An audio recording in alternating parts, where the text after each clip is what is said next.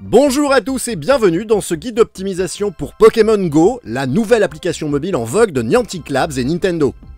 Cette vidéo s'adressera avant tout aux joueurs déjà initiés qui veulent pousser l'optimisation un peu plus loin. Pour tous ceux qui souhaiteraient découvrir les bases, je vous recommande le dossier disponible sur le wiki du site. Voici les quelques astuces que nous avons mis en pratique pour être niveau 24 en quelques jours. Une aventure régie par l'expérience. Pokémon Go est un RPG régi principalement par les points d'expérience. Plus votre niveau sera élevé, plus la capacité de PC points de combat de chaque Pokémon augmentera. Pourtant, chaque Pokémon a un taux de PC maximum fixe que seul votre level fera varier. De plus, avec votre gain d'expérience, vous serez à même de capturer des Pokémon de très haut niveau sans avoir besoin de dépenser des poussières d'étoiles. L'expérience est donc la clé pour optimiser votre chasse. Des sessions d'XP intensives. Afin d'optimiser un maximum votre gain d'expérience, la première astuce consiste à prendre le bus et oublier le vélo ou la voiture. Astuce évidente de prime abord, mais vous allez croiser un taux de Pokéstop et de Pokémon tout en permettant à vos œufs d'éclore rapidement. Quand il s'agit de sessions intensives d'XP, privilégiez les évolutions faciles, car pour n'importe quelle évolution, vous gagnerez 500 points d'expérience. Et à ce petit jeu, les Roucoule, Chenipan et Aspico sont les plus rentables. Ce sont des atouts indéniables, leur première évolution ne coûtant que 12 bonbons et rapportant la même somme d'expérience. Ces créatures se trouvant à tous les coins de rue, autant dire que l'XP coulera à flot. Par la suite, il vous faudra calculer le nombre d'évolutions possibles par Pokémon afin de sauver de précieuses heures, l'inventaire devenant très vite un joyeux foutoir. Et les sessions intensives d'XP prendront une nouvelle tournure une fois l'art du leurre et de l'encens maîtrisé. Trouvez 2 Pokéstops côte à côte pour y poser des leurres et ajoutez à cette formule un encens pour un total de 3 Pokémon apparaissant toutes les 5 minutes, de quoi remplir à ras-bord votre besace de monstres de poche. Mais l'œuf chance reste la clé. Cet item double tout simplement l'expérience durant 30 minutes. Une fois l'ensemble mis en place, une session effrénée de capture et d'évolution va débuter, vous faisant franchir plusieurs niveaux d'XP à la fois.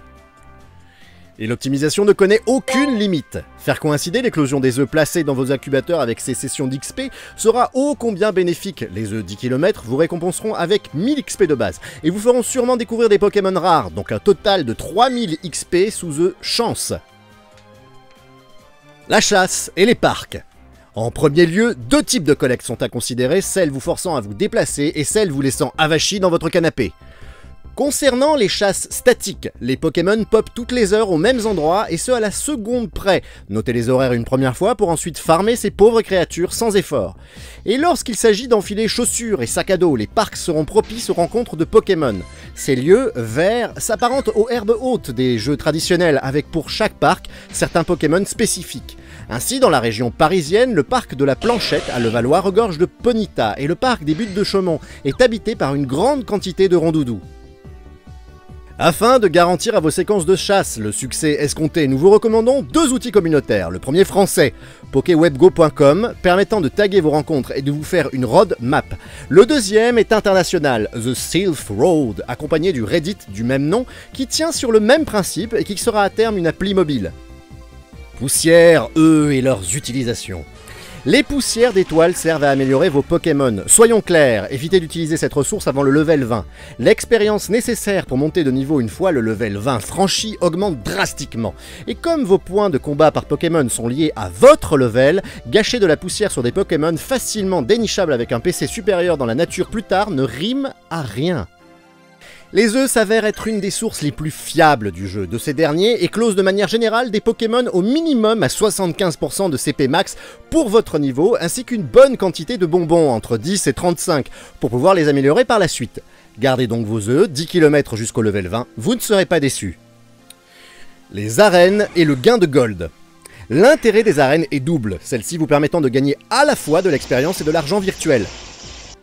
Chaque jour, la présence de vos Pokémon dans une arène sera une source de revenus non négligeable, à savoir 500 poussières et 10 gold par Pokémon dans une tour pour un total de 10 créatures max.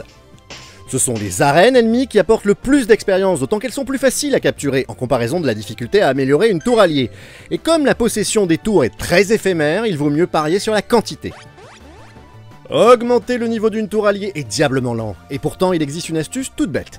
Il vous suffit de faire combattre le Pokémon inférieur à votre adversaire afin de grappiller un bonus de 500 prestige par victoire, en comparaison des 100 points si votre Pokémon est supérieur. Merci à tous, si vous découvrez d'autres astuces, n'hésitez pas à les partager, que la chasse soit avec vous, et n'oubliez pas de regarder devant vous.